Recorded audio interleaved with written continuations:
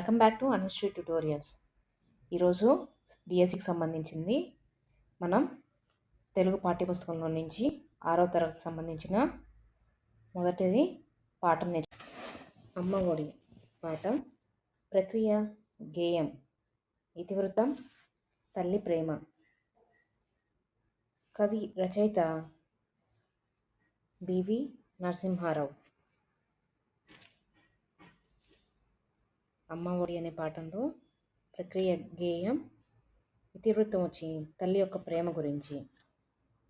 రాసిన రచయిత బివి నరసింహారావు గారు. ఇక్కడ ఈ చిత్రంలో ఎవరెవరు ఉన్నారండి? అమ్మ ఉంది, తన పిల్లలకి చదువు చెప్తున్నట్టు చూపిస్తున్నారు. అమ్మ పిల్లలకి ఏం చెప్తుంది? చదువు చెప్తుంది. అమ్మ పిల్లల కోసం ఏమేమి చేస్తుందో దాని గురించి. ఈ పాఠం యొక్క ముఖ్య ఉద్దేశం వచ్చి అమ్మ ప్రేమని, గొప్పతనాన్ని తెలియజేయటమే ఈ పాఠం యొక్క ఉద్దేశం.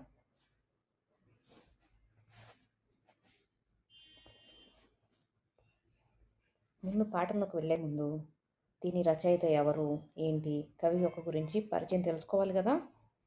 రాసినది బాడిగ వెంకట నరసింహారావు గారు. ఈయన్నే బివి నరసింహారావు గారు అని కూడా పిలుస్తారు. ఈయన 15/8/1913లో జన్మించారు. ఈయన మరణించినది 6/1/1994లో. ఈయన సొంత ఊరు వచ్చి కృష్ణా జిల్లాలోని కౌతవరం అనే గ్రామంలో జన్మించారు. ఈయన పిల్లలకు సంబంధించినవి ఎక్కువగా రాస్తారు కాబట్టి అందులో ముఖ్యమైనవి కొన్ని బాలరసాలు, పాలబడి పాటలు, ఆవు హరిశ్చంద్ర, బాలతనం, చిన్నారి లోకం, పూల బాలలు, ఋతువాణి వంటివి 17 పుస్తకాలు పిల్లల కోసం రాశారనమాట. అందుకని ఈయన్ని ఎక్కువగా బాలబంధువుగా ప్రసిద్ధి చెందారు. బాల సాహిత్యాన్ని ఉద్యమ స్ఫూర్తితో వ్యాప్తి చేయడం తన ధ్యేయంగా పివి నరసింహారావు గారు పెట్టుకున్నారు. అయితే ఈయన నాటకాల్లో కూడా చేశారనమాట. అందులో ఒకటి అనార్కలి అనే నాటకంలో అనార్కలిగా పాత్ర ధరించి అనార్కలి నరసింహారావుగా ఖ్యాతి గడించారు.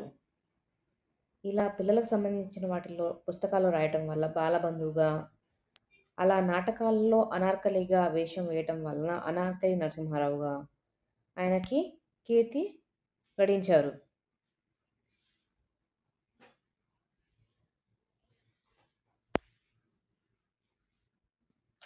ఈ పాఠం అమ్మ ఒడి అనేది ఆయన 2 సంకలనాలను రాశారు. ఆ 2వ సంకలనంలోనిదే ఈ అమ్మ ఒడి అనే పాఠం. ఎక్కువగా ఈయన బాలబంధు బివి నరసింహారావు గారిగా పరిచయం ఉన్నారు. అమ్మ ఒడి ఈ గేయం యొక్క ముఖ్య ఉద్దేశం ఏంటంటే తల్లి యొక్క ప్రేమ, తను చేసే పనులు పిల్లలతోకి ఎలా ఉంటుంది ఏంటి అని తెలుసుకోవడం కోసం అన్నమాట.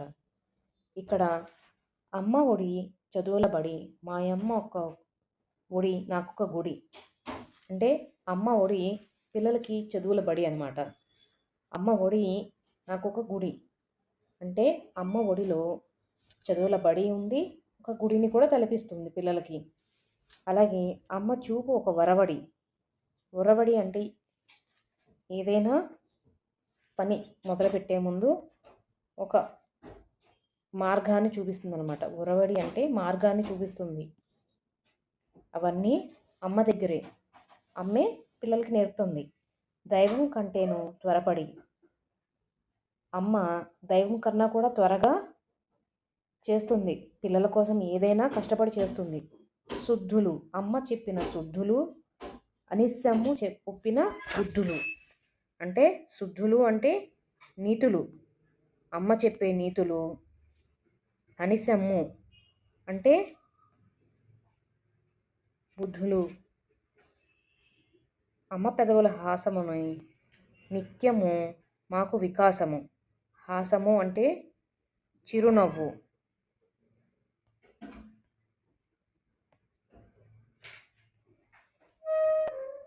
వికాసము అంటే తెలివితేటలు. ఓకే. నిత్యము.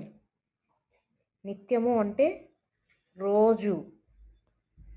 రోజు అమ్మ పెదవుల మీద నవ్వు పిల్లలకి తెలివితేటల్ని ఇస్తుందన్నమాట.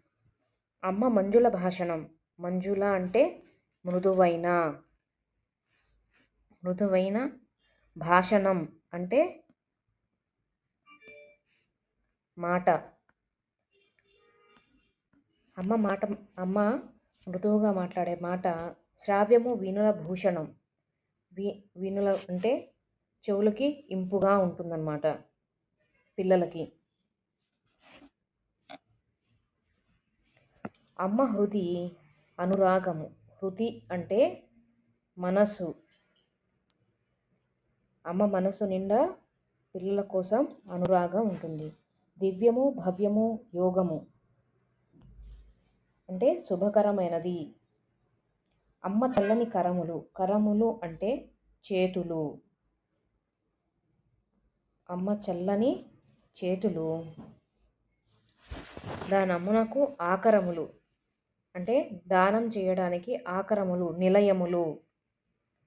అమ్మ యొక్క చేతులు దానం చేయడానికి నిలయాలు. అమ్మ చరణములు. అమ్మ చరణములు అంటే పాదాలు. అంటే అమ్మ పాదాలు క్షేమము. పండు పొలములు అంటే బాగా పండుతాయి పొలాలు. అమ్మ కన్నుల కాంతులు లోకమునకు సుఖశాంతులు. అమ్మ యొక్క కన్నుల కాంతులు లోకానికి సుఖాన్ని శాంతిని ఇస్తుంది. అమ్మయే నా సర్వము, ధైర్యము, బలము, గర్వము. అమ్మే నాకు అన్నీ అని ఈ పాట యొక్క ఉద్దేశం. ఇక్కడ కింద సారాంశాన్ని ఇచ్చారు. మా అమ్మ తన ఒడిలోనే నాకు ఎన్నో సంగతులు నేర్పిన నా తొలి గురువు. ఎవరికైనా తల్లే తొలి గురువు. నన్ను ఎల్లప్పుడూ కాపాడుతూ బాగోగులు చూసే నా ప్రత్యక్ష దైవం. అందుకే మా అమ్మ ఒడి నాకు బడి, గుడి. దేవుడి కంటే ముందే త్వరపడుతూ నా భవితకు ఒక వరవడిని చూపిస్తుంది, కొత్త మార్గాన్ని చూపిస్తుంది. అమ్మ చెప్పే మంచి మాటలు ఎలా ఉంటాయంటే ఎల్లప్పుడూ ఉపకరించే తెలివితేటలు. అమ్మ పెదవులపై చిరునవ్వు మాకు నిరంతరం తెలివినిస్తుంది. అమ్మ పెదవులపై చిరునవ్వు పిల్లలకి ఎలా అనిపిస్తుంది? నిరంతరం తెలివినిస్తుంది. అమ్మ చెప్పే మంచి మాటలు ఎలా ఉంటాయి? ఉపకరించే తెలివితేటలు. అమ్మ అందమైన మాటలు వినడం మా చెవులకే అలంకారం. అమ్మ ప్రేమ ఎలా ఉంటుంది? ఉత్తమమైనది, శుభకరమైనది, అన్నింటినీ సమకూర్చేది. అమ్మ చల్లని చేతులు దాన ధర్మాలకు నిలయాలు. అమ్మ పాదాలు తాకిన నేల శుభాలను పండించే పొలం వంటిది. అమ్మ కళ్ళలోని ఆనందం లోకానికి సుఖాన్ని, శాంతిని ఇస్తాయి. చివరికి అమ్మే నా ధైర్యం, బలం, గర్వం, సర్వస్వం. ప్రతి ఒక్క పిల్లలకి వాళ్ళ అమ్మే ధైర్యం, బలం, గర్వం, సర్వస్వం. ఈ కింద కొన్ని పదాలు ఇచ్చారు. అవి ఉక్తలేనం రాయండి అని. చదువు, వికాసం, భాషణం, సుఖశాంతులు, యోగం, అమ్మ, బుద్ధులు, ధైర్యం, గర్వం, కనుల కాంతులు, అనురాగం, ఒరవడి అనే పదాలను ఇచ్చారు. పాఠం ఆధారంగా కింది వాక్యాలను జతపరచండి అని అన్నారు. అమ్మ చెప్పే మంచి మాటలు ఎలా ఉంటాయి? పిల్లలకి ఎల్లప్పుడూ ఉపకరించే తెలివితేటలు. అమ్మ పెదవులపై చిరునవ్వు ఎలా ఉంటుంది? పిల్లలకి నిరంతరం తెలివిని అందిస్తుంది. దాన ధర్మాలకు నిలయాలు. నిలయాలు ఏంటవి? అమ్మ చల్లని చేతులు. ఇప్పుడు దాకా మనం అమ్మ గురించి ఏం తెలుసుకున్నాం కదా. ఈ కింద ఇంకోటి కవిత ఇచ్చారు. ప్రశ్నలకు జవాబులు రాయండి అని అంటున్నారు. నాన్నంటే సముద్రమంతా గాంభీర్యం, కొండంత ధైర్యం, నా పాలిట కల్పవృక్షం అనే కవిత ఇచ్చారు. దానికి కింద కొన్ని ప్రశ్నలు ఇచ్చారన్నమాట.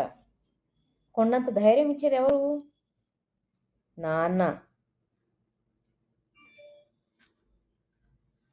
నాన్న గంభీర్యం ఎలా ఉంటుంది? సంద్రమంతా, దాన్నే ఇంకో మాటగా సముద్రమంతా. సంద్రమంతా గాంభీర్యంగా ఉంటారు నాన్న. కల్పవృక్షంతో నాన్న ఎందుకు పోల్చారు? మనకి ఏం కావాలన్నా నాన్నే కొనిపెడతారు కాబట్టి, అలాగే మనకి ఏ కష్టం రాకుండా దగ్గర ఉండి చూసుకుంటారు కాబట్టి, కల్పవృక్షం కూడా అంతే కదా, కోరిన కోరికలు తీరుస్తుంది కాబట్టే నాన్నను కల్పవృక్షంతో పోల్చారు. ఈ కవితకు తగిన శీర్షిక రాయండి అంటున్నారు. నాన్న. ఇంతకన్నా మంచి శీర్షిక నుండొచ్చు, నాకు ఇది అనిపించింది, అందుకే నేను నాన్న అనే శీర్షికనిచ్చాను. తర్వాత అక్షరం బ, బలపం. 2 కంఠం. అలా ఇంధనం. ఇక్కడ శతకం, సఫలం, అరక, ఆభరణం,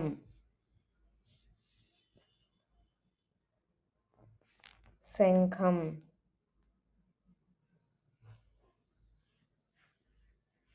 ఇక్కడ పదకం, ఢమరుకం. ఓకే, నెక్స్ట్ వర్ణమాలలోని అక్షరాలతో మరికొన్ని పదాలను రాయండి. ఉపాధ్యాయులు ఇది పిల్లలకి.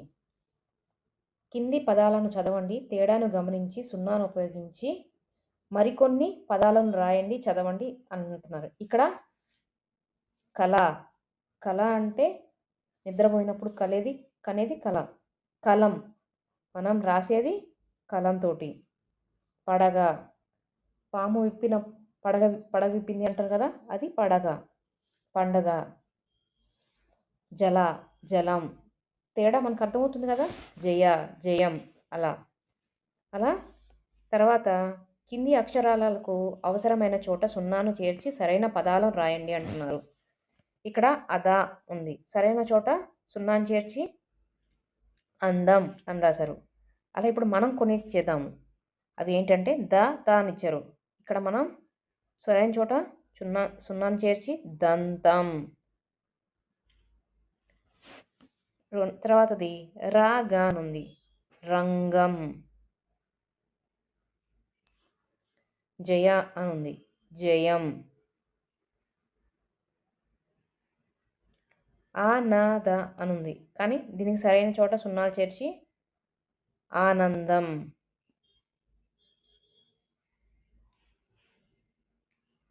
ఇంధనం.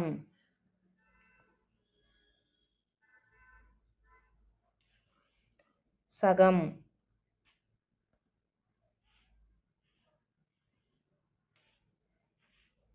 జగం.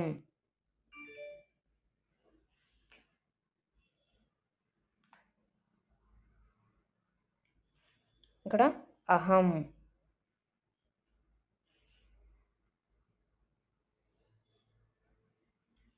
చందన.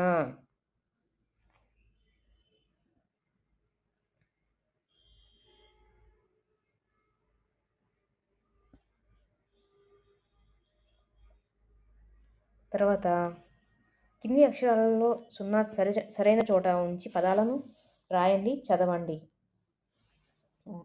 ఇవి ముందువి వెనక్కి ముందుకి అలా సరిగ్గా ఇవ్వలేదు, సరైన చోట సరిగ్గా అక్షరాలని రాసి చేయమంటున్నారు. దండ.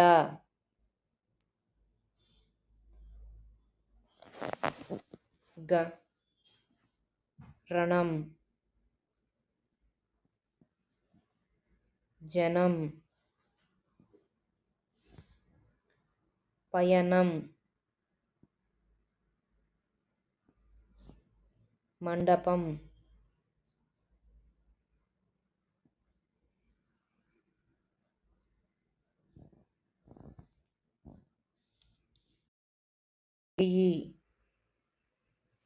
ఖరం, గాడిద.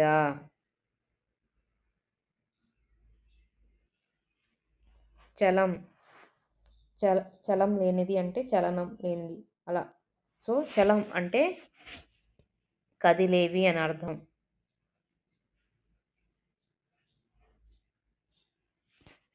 చలం కారణం.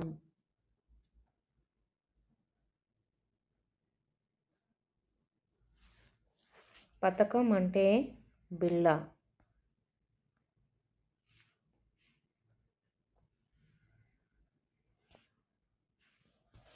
పథకం అంటే ఎత్తుగడ.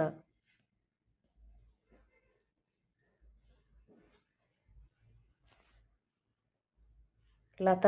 లత అంటే తీగ. కథ. కథ అంటే మనందరికీ తెలుసు కదా, కథ.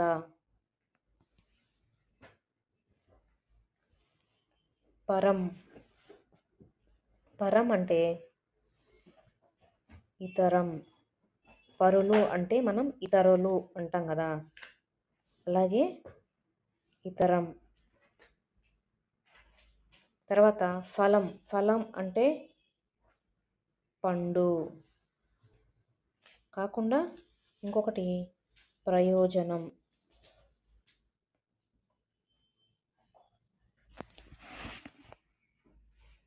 అలా. ఇంకా గజం. గజం అంటే ఏనుగు.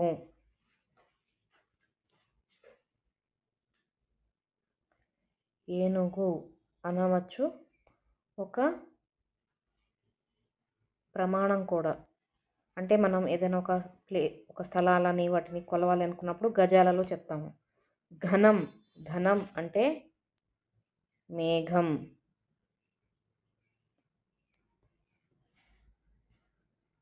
గొప్పగా చెప్పుకోవడం కూడా వస్తుంది ఇంకొక పదం.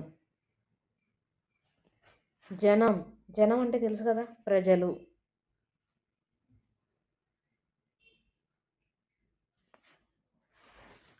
జుషం. జుషం అంటే చేప. డంబం. డంబం అంటే ప్రగల్భాలు పలికే వాళ్ళని గొప్ప చెప్పుకుంటాను అంటారు కదా, దాన్ని ప్రగల్భాలు.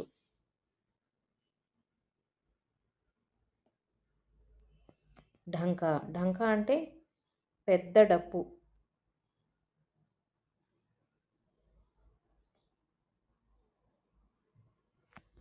దళం.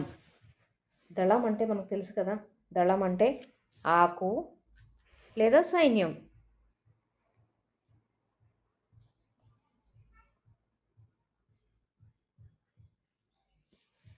ధనం. ధనం అంటే డబ్బు. బలపం. మనం పలక మీద రాసుకునే ఒక పుల్ల. పలక పుల్ల అని కూడా అనొచ్చు.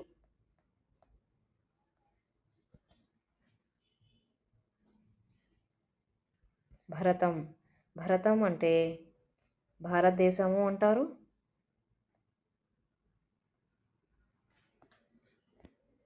కాకుండా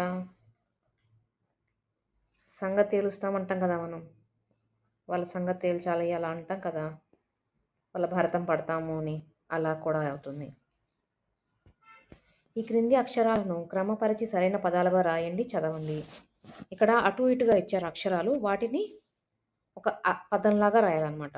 ఇక్కడ లా బా అలా అలా ఇచ్చారు కదా, సో వాటిని తబల. తబల. పడవ. వనజ. నగరం. తగరం.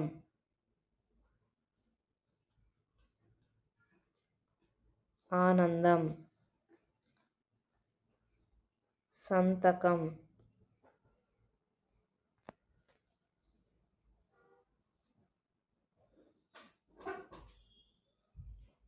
మండపం.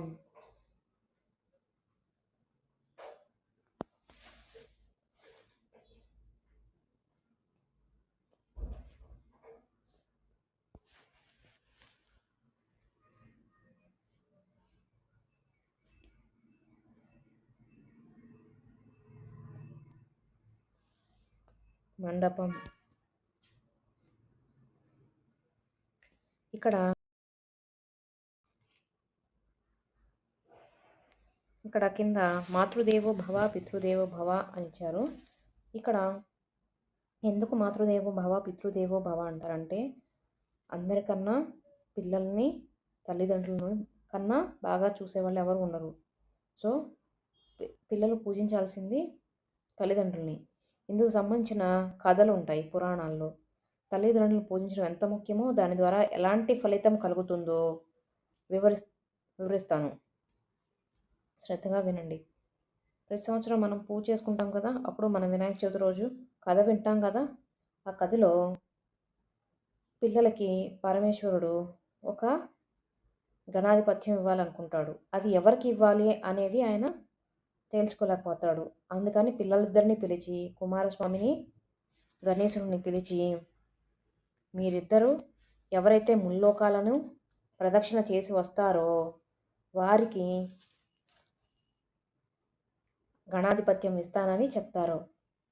అప్పుడు కుమారస్వామి నెమలి వాహనాన్ని మీద ఎక్కి భూప్రదక్షిణ చేయడానికి వెళ్తారు. కానీ వినాయకులు ఏం చేయాలో తోచదు. ఆలోచిస్తుండగా నారద మహర్షి ఇచ్చిన సలహా మేరకు తల్లిదండ్రులకు ప్రదక్షిణ చేసి ముమ్మారు ప్రదక్షిణను చేస్తారు. వెళ్ళిన ప్రతి చోట కుమారస్వామికి గణపతి ముందే కనిపించడం వల్ల, అందుకని కుమారస్వామి కన్నా ముందే గణేశుడు అన్ని చేయటం వల్ల గణాధిపత్యం విఘ్నేశ్వరుడికి వస్తుంది. చూసారా పిల్లలు, తల్లిదండ్రుల్ని తెలుసుకోవాల్సింది ఏంటంటే, తల్లిదండ్రులను మించిన దైవం లేదు. అందుకని తల్లిదండ్రులని ఎప్పటికీ స్మరించుకుంటూ ఉండాలని తెలుసుకోవాల్సిన విషయం.